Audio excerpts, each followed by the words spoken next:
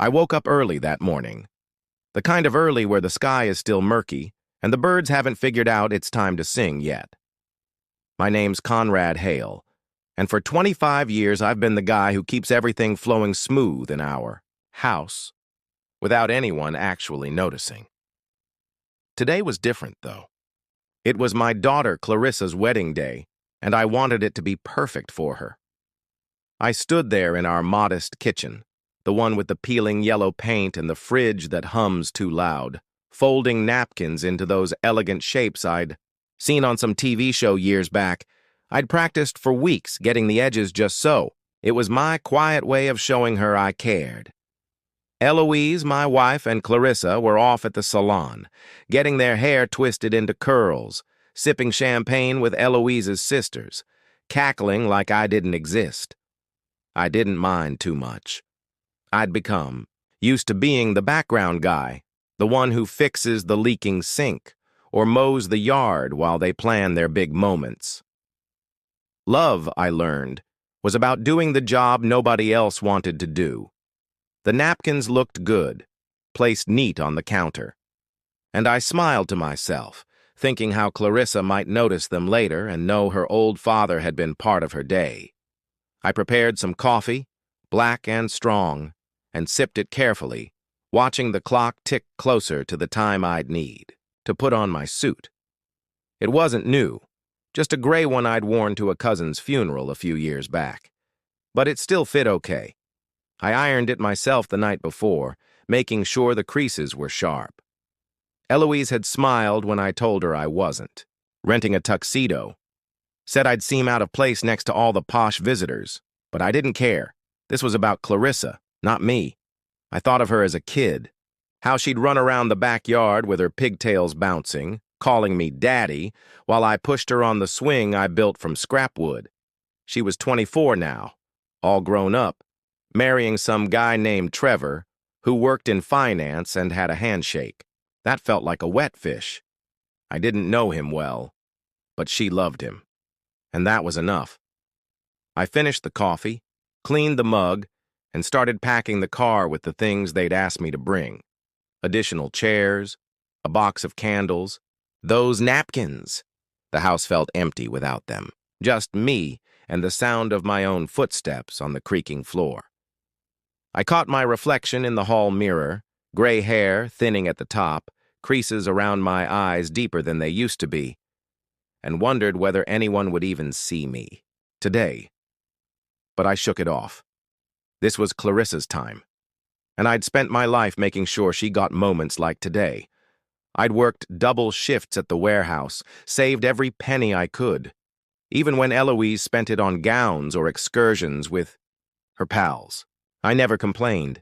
It was for the family, for the life we'd built. The drive to the Rosebridge estate was long.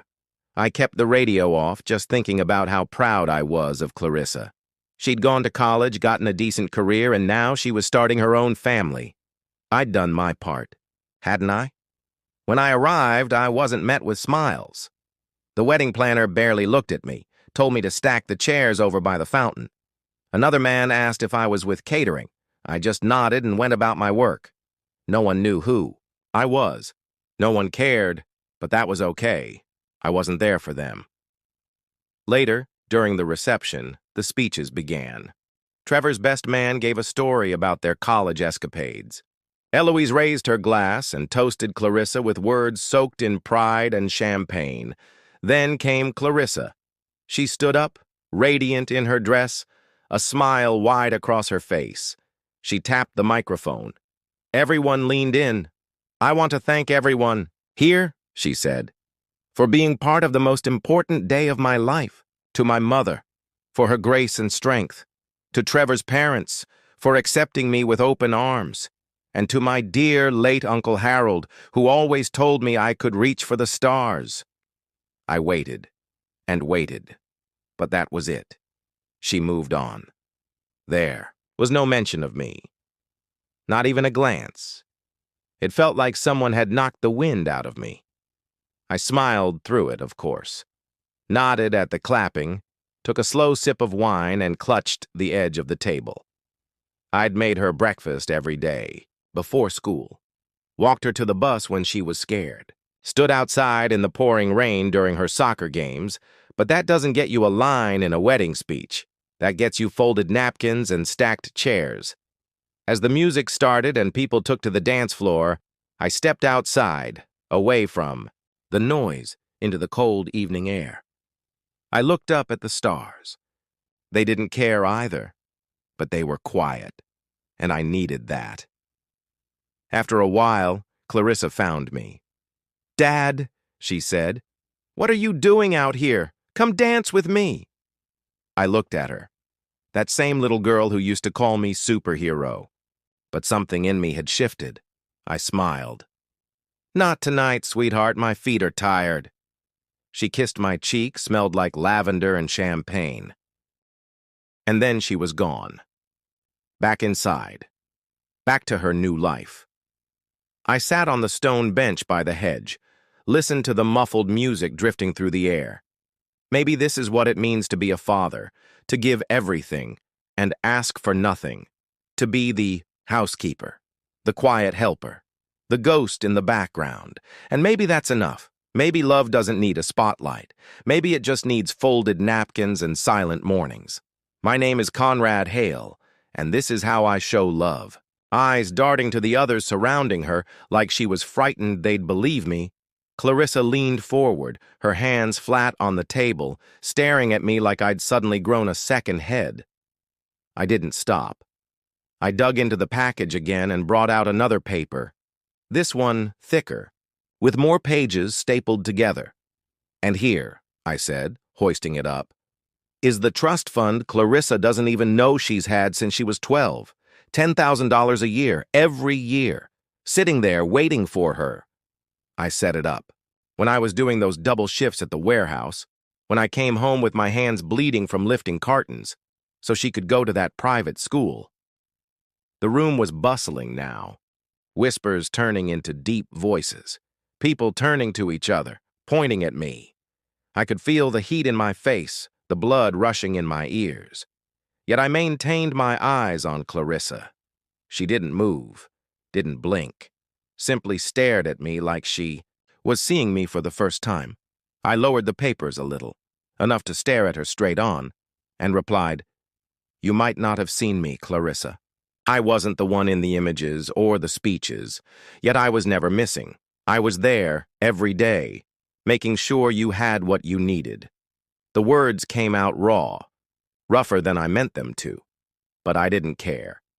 They were true. I switched to Eloise next. Her face red now, her lips squeezed into a narrow line. "And you," I said, pointing the papers at her, "you acted like I was nothing, like I was just the person who swept the floors and paid the bills. But tonight," I waved my palm around the room, "at the sparkling lights, the immaculate tables, the whole damn place. This doesn't happen without me." The murmurs got louder. I saw Trevor's parents drawing near, mumbling something to each other, their eyebrows flying up. I didn't give them time to figure it out. I reached back into the envelope, my fingers stroking the last paper, but I didn't pull it out. Not yet. I wanted this bit to sink in first. 5 years ago, I announced, I established my own company, discreetly. Didn't tell you, Eloise, because you'd have laughed. Said I was dreaming too big for a person like me.